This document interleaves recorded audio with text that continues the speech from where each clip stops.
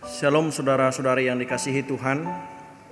Hari ini saya mau mengajak kita untuk memaknai hidup dalam waktu yang singkat.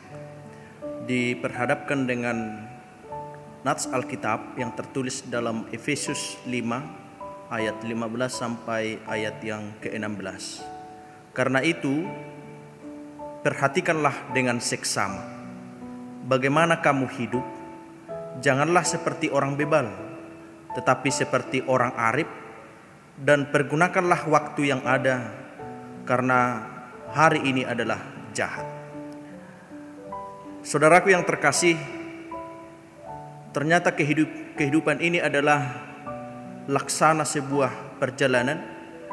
Kita memulainya dari satu titik dan akan mengakhiri perjalanan itu ke titik yang sama. Jika dalam bahasa agama dikatakan berawal dari Allah dan akan kembali kepada Allah. Dahulu kita tidak ada dan nantinya juga kita tidak akan ada.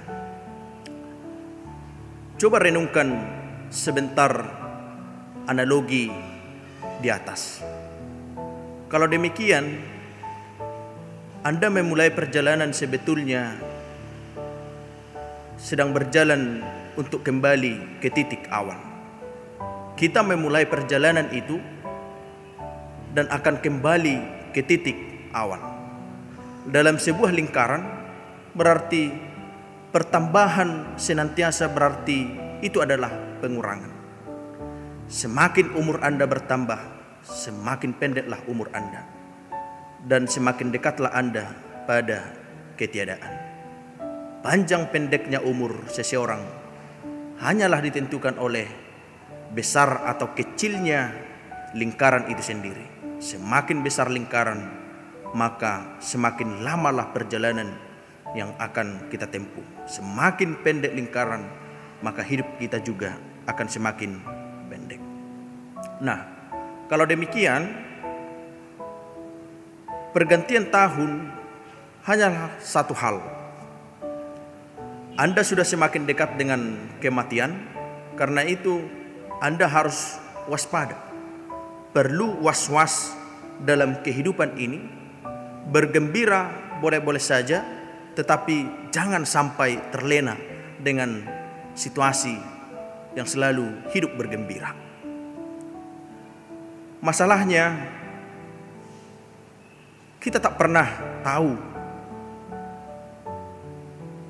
bahkan kita tidak pernah paham berapa besar lingkaran yang harus kita miliki, yang harus kita tempuh.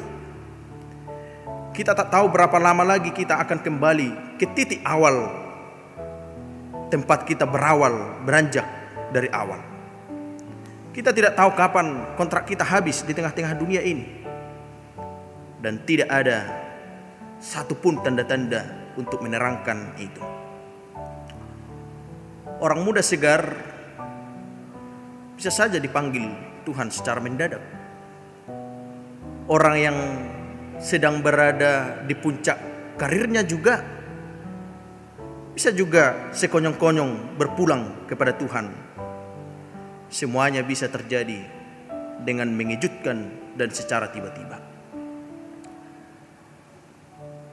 Saudaraku, sebetulnya kalau kita mau merenungkan hidup ini secara lebih dalam, ada sebenarnya tanda-tanda yang bisa mengingatkan kita pada hal di atas tersebut. Itulah yang terjadi di saat kita tidur. Bukankah kondisi tidur, kalau kita bayangkan, adalah persis dengan yang namanya mati? Telinga bisa mendengar, terbuka, tetapi tidak bisa mendengar. Posisi kita pun tak jauh beda dengan orang yang mati. Karena itulah saudaraku, kita perlu berdoa sebelum tidur, agar tidur kita tidur dalam kebaikan dan rahmat Tuhan. Begitu kita terbangun, maka di pagi hari kita bisa mengucap syukur, mensyukuri perlindungan Tuhan, anugerah Tuhan yang memberkati kita di dalam tidur kita yang sangat nikmat. Demikianlah sebenarnya cara hidup kita hari ke hari. Bangun pagi, beraktivitas, dan malamnya kembali mati. Sampai pada suatu saat nanti kita akan tidur untuk selama-lamanya. Lalu kalau Anda berpikir demikian, Bapak Ibu berpikir demikian, Anda tak akan pernah melewatkan waktu Anda dengan gaya berhura-hura. Maka Anda juga akan menjauhi yang namanya sifat kemarahan, sifat dengki, permusuhan. Karena hidup hanya sebentar, maka Anda akan memanfaatkan waktu yang singkat itu untuk memaknai hidup Anda, untuk mengisi hidup Anda dengan hal-hal yang baik sesuai dengan yang dikehendaki oleh Tuhan. Hidup itu adalah anugerah. Maka kalau hidup kita adalah anugerah, maka kita harus mensyukuri itu, mensyukuri kebaikan Tuhan dan kasih Tuhan yang luar biasa di tengah-tengah kehidupan kita. Sampai kapan?